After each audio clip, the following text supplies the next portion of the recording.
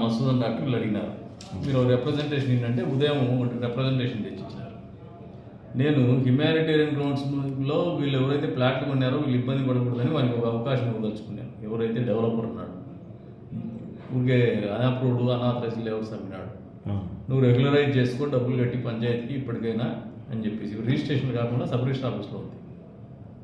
ఆ కారణం చేత ఊర్లో మనకి ఎండ్ యూజర్స్ని ఇబ్బంది పెట్టాలనే ఆలోచన, లేదంటే ఎవరో ప్లాట్లు కొనే వాళ్ళు ప్రజలు ఇబ్బంది పడాలనే ఆలోచన మనకు లేదు. ఇట్లా దొంగ వ్యాపారాలు చేసే వాళ్ళ గురించే మనం ఆలోచన చేసింది, ఇటువంటి వ్యాపారం ఉండకూడదని. అందులో భాగంగా మైనుద్దరికి నేనే ఫోన్ చేస్తాను, మీరు దీన్ని ఎవిడెన్స్ చేయండి మాకు, లేదంటే డబ్బుల కోసం చేసినట్టు కూడా చెప్తారు.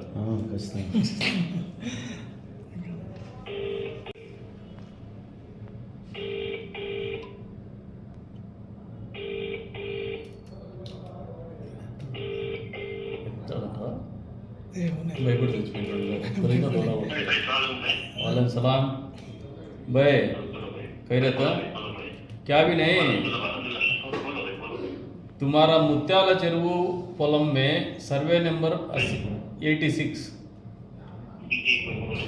एक्सटेंट 25 एकर, इसमें 4 ఎకరాలలో మీరు 2021 సంవత్సరంలో 3 ఆయన ఒక ప్లాట్లు వేసినారు. దాన్ని మొన్న గ్రామ పంచాయతీ వాళ్ళు పోయేసి రోడ్లు చెరిపేసినారు.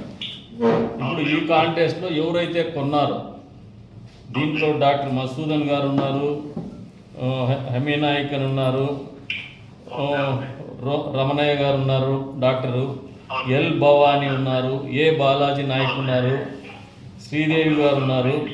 వీళ్ళందరూ నన్ను అడిగితే మాకెవరు మీ మీద ఏం కోపం లేదు, కానీ మాకు రెగ్యులరైజ్ అప్రూవ్డ్ లేఅవుట్స్లో కొనండి అనే చెప్పేది మా ఉద్దేశం అని చెప్పినాం. ఇప్పుడు కూడా అవకాశం ఇస్తున్నాం మీకు, కానీ మీ మీద నాకు వ్యక్తిగతంగా కానీ మిమ్మల్ని ఇబ్బంది పెట్టాలని కానీ మాకేం మీ వ్యాపారంలో కలగజేసుకోవాలని కానీ మీ నుంచి ఒక గ్లాస్ మంచినీళ్ళు తాగాలని కానీ ఆలోచన మాకు లేదు.